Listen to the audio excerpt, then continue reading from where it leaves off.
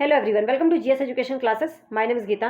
उम्मीद करती हूँ कि आप सब लोग जो है बहुत ही बढ़िया होंगे और अपनी जो तैयारी है बेहतर तरीके से एक सही डायरेक्शन में कर रहे होंगे।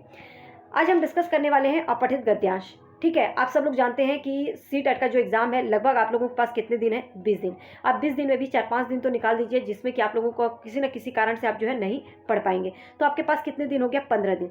अब इस 15 दिन में आपको किस तरीके से पढ़ना है, किस सब्जेक्ट पर सबसे ज़्यादा फोकस करना है, किस सब्जेक्ट को कहाँ से किस तरीके से प्रैक्टिस करना है, तो इस पे जो है आप लोगों को अब स्ट्रैटेजी बनाने की ज़रूरत है। ठीक है, अब लास्ट के 15 डेज में जो है आप लोगों को इस तरीके से पढ़ना है कि एटलीस्ट 90 मार्क्स जो है आप लोगों को आ सके।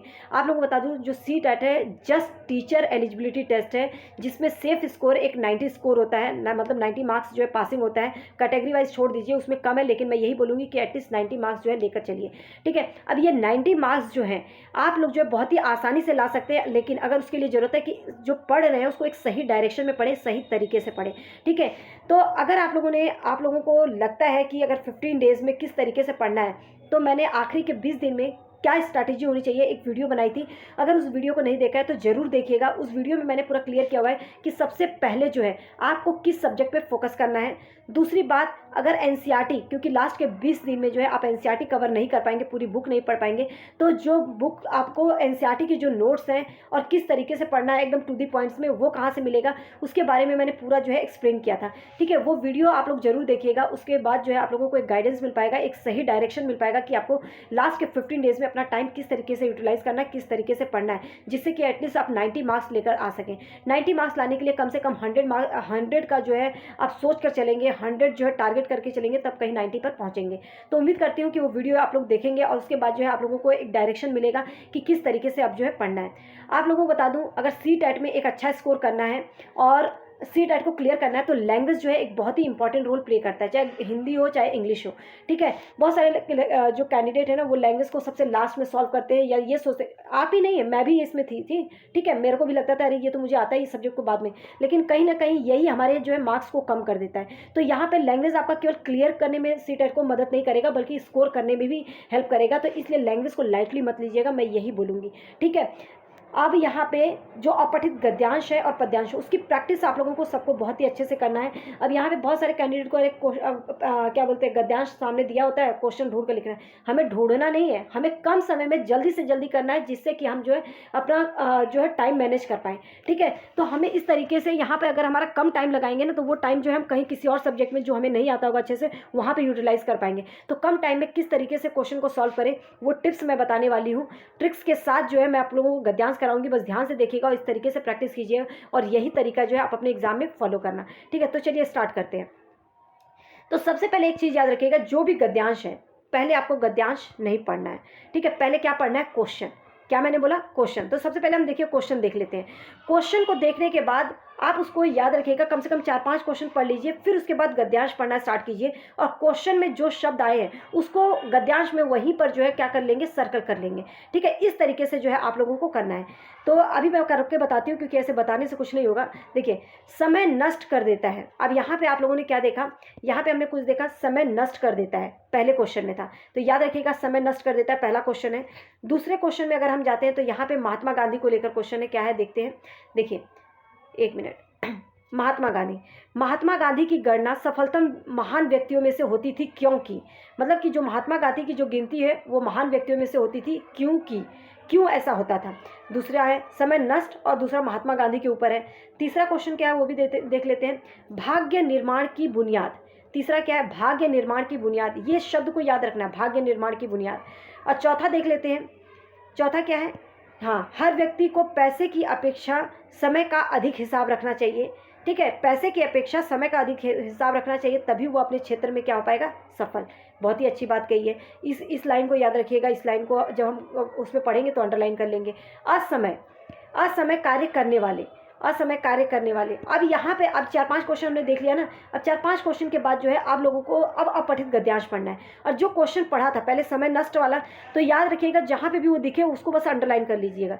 देखिए, समय की उपेक्षा करने वाले को समय नष्ट कर देता है। समय नष्ट किसकी? अब यहाँ पे समय नष्ट हमने अंडरलाइन कर लिया। दूसरा महात्मा गांधी से रिलेटेड था। महात्मा गांधी सभी कार्य निर्धारित समय पर करते थे, इसलिए वो अत्यंत व्यस्त होते हुए भी निरंतर प्रगति की ओर मतलब प्रगति करते हुए सफल महान व्यक्तियों की श्रेणी में पहुँचे। अब यहाँ पे महात्मा गांधी के क्या बोलते हैं, कार्य निर्धारित करते समय, ठीक है, कार्य जो है क्या करते थे, वो निर्धारित समय पर करते थे। क्योंकि इसमें पूछा था महात्मा गांधी की गणना जो है महान व्यक्तियों में होती थी, क्योंकि वो अपना कार्य क्या करते थे, निर्धारित समय पर करते थे। ठीक है, अब अगला क्या है, James Watt, madam Curie, Edison के समय प्रत्येक पल का सही उपयोग कर संसार को महान आविष्कार प्रदान किए। ठीक है, आगे क्या है, समय का सदुपयोग भाग्य के निर्माण की आधारशिला है। ये भी अंडरलाइन कर लेते, क्या पता कहीं हमें मिले, क्योंकि बहुत ही अच्छी लाइन बोली है। असमय कार्य करने वाले क्या होते हैं, कायर और निरुद्यमी। असमय वाला भी था ना, तो ये देखिए। अब यहाँ पे आप लोगों को सब क्वेश्चन देखिए मिल चुका है। अब आप लोगों को दोबारा उसको पढ़ने की जरूरत नहीं है, समय नष्ट कर देता है, क्योंकि जो लोग समय की उपेक्षा करने वाले होते हैं। अब हम क्वेश्चन पे चलते हैं।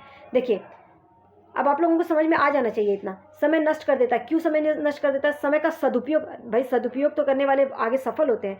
समय व्यर्थ गंवाने वाले, समय का महत्व जानने वाले की तो बात ही नहीं की गई थी। समय को समय देने वाले भी, यहाँ पे समय की अपेक्षा करने वाले, मतलब समय को व्यर्थ करने वालों को जो है क्या करता है, समय नष्ट कर देता है। तो यहाँ पे सेकेंड ऑप्शन जो है हमारा करेक्ट होगा।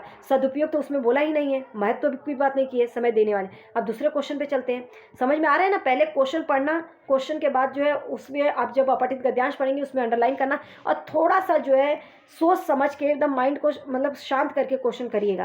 क्योंकि ये क्वेश्चन जो है आपके देखेंगे अपठित गद्यांश से 9 क्वेश्चन आता है, ये 9 नंबर आपके नहीं जाने चाहिए कहीं पर भी। महान, देखिए महात्मा गांधी की गणना सफलतम महान व्यक्तियों में से होती थी। महात्मा गांधी वाला वर्ड हमने यहाँ पे देखा था। समय करते समय देखिए, हर कार्य जो है सभी कार्य निर्धारित समय पर करते थे, इसलिए अत्यंत व्यस्त होते हुए भी वो निरंतर प्रगति की ओर जो है क्या होते गए, सफल। तो वे प्रसिद्ध वकील थे, इसलिए तो नहीं, उन्होंने स्वतंत्रता संग्राम में इसकी बात ही नहीं की गई है। वे समय के पाबंद थे, या वे अच्छे वक्ता थे, अच्छे वक्ता की बात नहीं, वे समय के पाबंद थे, क्योंकि हर कार्य, सभी कार्य वो निर्धारित समय पर करते थे। राइट, तो यहाँ पे तीसरा क्वेश्चन जो है हमारा करेक्ट होगा। नेक्स्ट देखते हैं, समय तीसरी बात क्या की गई थी, भाग्य निर्माण की। देखिए, भाग्य निर्माण वाली बात भी हमने जो है यहीं पर देखा था। समय का सदुपयोग जो है भाग्य निर्माण की आधारशिला है। राइट, किसका, समय सदुपयोग। तो भाग्य निर्माण की बुनियाद क्या है, भाग्य विधाता, बिल्कुल नहीं, समय का सदुपयोग। देख लिया, सामने सामने आंसर होता है, बस थोड़ा सा सोच समझ के करेंगे ना, एक भी आंसर गलत नहीं होगा। और आपको पूरा अपठित गद्यांश भी पढ़ने की पूरी जरूरत नहीं पड़ेगी इतना ध्यान से, बस आप लोगों को बस माइंड को शांत करके इसके क्वेश्चन को करना है। हर व्यक्ति को पैसे की अपेक्षा समय पर अधिक हिसाब रखना चाहिए, तभी वह अपने क्षेत्र में सफल हो पाएगा। वाक्य का तात्पर्य क्या है, बहुत ही सिंपल सा, कि व्यक्ति को जो है अपने समय का जो है वैल्यू करना चाहिए, तो व्यक्ति तभी सफल हो पाएगा। देखते हैं, व्यक्ति तभी सफल हो पाएगा जब वो पैसे की बजाय समय को अधिक महत्व देगा। बिल्कुल सही बात, व्यक्ति की सफलता पैसों पर निर्भर, वो तो मना कर रहा है भाई। व्यक्ति की सफलता का संबंध पैसों व समय दोनों पर निर्भर नहीं, समय को ही वैल्यू दे रहा है। व्यक्ति की सफलता का संबंध पैसे व समय दोनों पर निर्भर नहीं करता, ऐसा तो है नहीं। ठीक है, समय पर सबसे ज़्यादा निर्भर करता है, समय को गंवाना नहीं है। ठीक है, तो इसीलिए बोलते हैं पैसे की बजाय जो है समय का अधिक महत्व होता है। तो पहला ऑप्शन जो हमारा यहाँ पर करेक्ट होगा। अगला असमय वाला था शायद, हाँ, असमय कार्य। देखिए, असमय कार्य करने वाले, इसको भी हमने यहीं पर कहीं देखा था ना, असमय कार्य करने वाले क्या होते हैं, कायर निरुद्यमी बन जाते हैं। भाग्यशाली तो बनेंगे नहीं, भाग्यहीन ये भी नहीं, इसकी बात की, कायर और निरुद्यमी बन जाते हैं। तो थर्ड ऑप्शन जो हमारा करेक्ट होगा। नेक्स्ट देखते हैं, अब कैसा लगा आप लोगों को करके, ये जरूर आप कमेंट सेक्शन में बताइएगा, हेल्प या मिली या नहीं। और आगे भी मैं जो है अपठित गद्यांश और पद्यांश दोनों की प्रैक्टिस आगे भी करवाऊंगी। मैं कोशिश मेरी यही रहेगी कि इतना बेस्ट से बेस्ट तरीके से कराऊं, ट्रिक्स के साथ, जिससे कि आप लोग जो है कम टाइम में ज़्यादा से ज़्यादा क्वेश्चन कर सकें। ये तो मेरा पहला तरीका था। दूसरा तरीका भी मैं बताऊँगी कि किस तरीके से जो है अपठित गद्यांश को सॉल्व कर सकते हैं। ये मैंने आप लोगों को पहला तरीका बताया था। ठीक है, ये एक तरीका है, 2-3 तरीके से आप सॉल्व कर सकते हैं, जो आप लोगों को बेस्ट लगे वो उस तरीके से आप लोग जो है कर लीजिएगा। समय का सदुपयोग का संधि विच्छेद, याद रखिएगा, संधि विच्छेद करते समय जिस भी शब्द का करेंगे उन दोनों ही शब्द का अपना जो है एक्चुअल मीनिंग होना चाहिए। जैसे सद प्लस उपयोग, क्या होगा, सद प्लस उपयोग। तो यहाँ पे तीसरा जो है सही होगा। सदु तो होता नहीं है, सदु सत। ठीक है, तो सद प्लस उपयोग, सदुपयोग जो है सद प्लस उपयोग होगा। अब यहाँ पे 7वां क्वेश्चन देखते हैं। 7वां क्या बोला गया है, जीवन को सही ढंग से जीने के लिए क्या जरूरी है, ढेर सारी धन संपत्ति, ढेर सारा समय, समय का ठीक से उपयोग, या केवल समय को महत्व देना है। समय का ठीक से उपयोग करना है, या केवल समय को, केवल नहीं, समय का सही ढंग से जो है क्या करना है, प्रयोग करना है आपको। तो तीसरा ऑप्शन जो है हमारे यहाँ पे करेक्ट होगा। नेक्स्ट देखते हैं, नेक्स्ट क्या है, हाँ, समय शब्द में किस प्रत्यय का जो है प्रयोग किया जा सकता है। तो समय शब्द ई का, समय तो होगा नहीं, सामयिक, हाँ, ये समय ईक प्रत्यय का जो है यहाँ पर प्रयोग होगा। ठीक है, आपका ज़्यादा जो है ग्रामर आती नहीं है, एक दो आता है, वो भी बहुत ईजी होता है। अब यहाँ पे प्रत्यय उपसर्ग तो आप लोगों को आता ही होगा, नहीं आता होगा तो आप लोग कमेंट सेक्शन में बताइएगा, एक मैं क्लास ले लूँगी जिसमें कि आप बहुत ही आसानी से उसको कर पाएंगे, क्योंकि उसके लिए जो है आपको अलग से पढ़ने की जरूरत नहीं पड़ेगी। ठीक है, अब यहाँ पे देखिए समूह से भिन्न शब्द कौन सा है? James Watt, madam Curie, Mahatma Gandhi, व्यक्ति। अब यहाँ पे तो 3 जो है महान व्यक्तियों के नाम है और व्यक्ति एक दे दिया, तो ये तो अलग हो गया ना, तो चौथा जो है हमारा क्या होगा? अलग होगा, समूह से भिन्न है। अब यहाँ पे देख सकते हैं हमने 9 क्वेश्चन किया और ये 9 क्वेश्चन क्या हार्ड थे?